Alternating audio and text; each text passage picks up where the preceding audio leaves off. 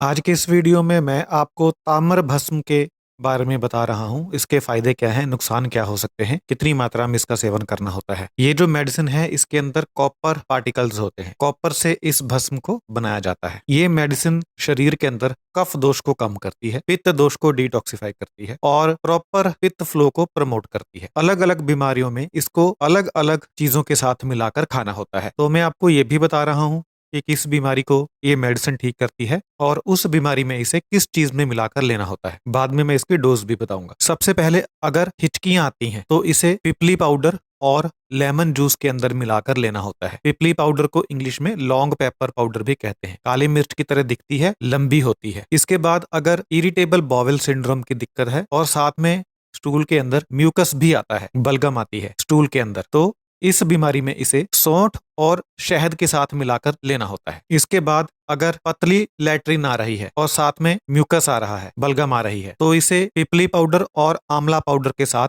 लेना होता है या फिर लस्सी के बीच में सौंठ मिलाकर उसके साथ लेना होता है। अगर लीवर में जलन होती है तो इसे अनार के जूस के साथ लेना होता है। अगर भूख नहीं लगती या खाना हजम नहीं होता तो फिर इसे शहद और पिपली के पाउडर के बीच में मिलाकर लेना होता है या फिर शहद और अदरक के जूस के साथ मिलाकर लेना होता है। अगर कब्ज की समस्या है तो इसे शहद के साथ मिलाकर लेना होता है और ऊपर से गेहूं के अंकुरित बीज खाने होते हैं या फिर जौ के अंकुरित बीज खाने होते हैं। अगर इंडाइजेशन है और साथ में एसिडिटी है तो इसे गुड़, मुनक्का और शहद के साथ खाना होता है। अगर स्किन के ऊपर फुंसियां हैं और उनमें खुजली होती है तो इसे हल्दी, काली मिर्च और शहद के साथ लेना होता है या फिर बाबची के बीजों के साथ लेना होता है। अगर स्प्लीन का साइज बड़ा हो गया है या फिर लीवर का साइज बड़ा हो गया है तो इसे शहद और पिपली के पाउडर के साथ लेना होता है या फिर इसे पुनर्नवा के पाउडर के साथ ले सकते हैं या फिर इसे पुनर्नवा रिष्ट के साथ ले सकते हैं। अगर गाल ब्लैडर में पथरी हो गई है तो इसे करेले के पत्तों के जूस के साथ लेना होता है। इसकी मात्रा समझ लेते हैं। ज्यादातर वेबसाइट्स के ऊपर और टेक्स्ट बुक्स के अंदर इसकी गलत मात्रा बताई गई है। इससे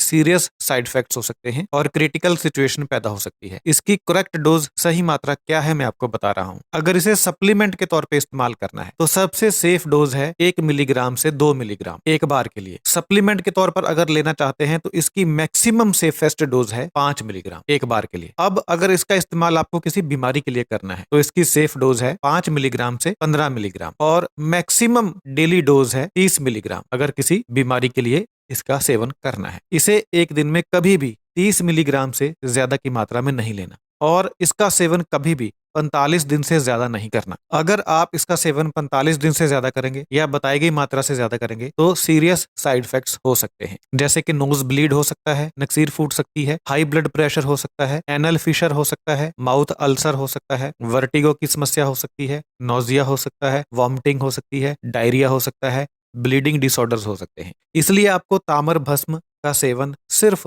लाइसेंस्ड आयुर्वेदिक डॉक्टर के कहने पर ही करना है। 5 साल से कम उम्र के बच्चों को इसका सेवन कभी भी नहीं करवाना। कुछ बीमारियां हैं, अगर किसी को वो बीमारी है तो वो ताम्र भस्म का इस्तेमाल नहीं कर सकता। जैसे कि अगर एनल फिशर है, कोई ब्लीडिंग डिसऑर्डर है, हैवी मेंस्ट्रुअल ब्लीडिंग होती है, एक्सेस यूट्रन ब्लीडिंग होती है, नोज ब्लीड होता है, किडनी फेल्योर है, किडनी फंक्शन कम है, अगर डायरिया है बिना म्यूकस के, पतली लैट्रिन आती है लेकिन साथ में म्यूकस नहीं आता, बलगम नहीं आती, तो फिर ताम्र भस्म का सेवन नहीं करना। और अगर सनबर्न की समस्या है तो भी इस मेडिसिन का सेवन नहीं करना। ये जो मेडिसिन है इसमें कॉपर होता है, इसलिए ये कुछ मेडिसिन के साथ इंटरेक्ट कर सकती है। मतलब कि अगर आप पहले से कोई मेडिसिन ले रहे हैं तो कुछ मेडिसिन के साथ ये इंटरेक्ट कर सकती है, मतलब उनके कामकाज में बाधा डाल सकती है। तो कौन सी मेडिसिन है? अगर आप कोई रूमेटॉइड अर्थराइटिस की मेडिसिन ले रहे हैं, इंग्लिश मेडिसिन, या एक विल्सन डिजीज होती है उसकी कोई मेडिसिन ले रहे हैं, तो ये उन मेडिसिन के कामकाज में, उन मेडिसिन की इफेक्टिवनेस में और एब्जॉर्प्शन में बाधा उत्पन्न कर सकती है। तो ये थी जानकारी